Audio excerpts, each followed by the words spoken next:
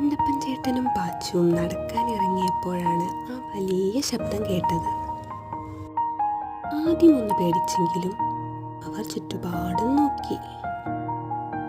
നിമിഷ നേരത്തിനുള്ളിൽ CID Pachu സംഗതി കണ്ടുപിടിച്ചു.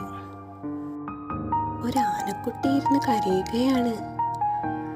അവർ അതിനോട് കാര്യം തിരക്കി. നീ ആരാണ്? എന്തിനാണ് കരയുന്നത്? പാച്ചു ചോദിച്ചു. എൻ്റെ പേര് ചോമു.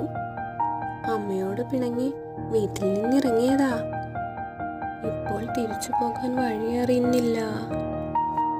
സാരമില്ല, നിന്നെ ഞങ്ങൾ സഹായിക്കാം. എവിടെയാണ് നിന്റെ വീട്? പാച്ചു ചോദിച്ചു. മാലിപ്പുഴയുടെ തീരത്ത്.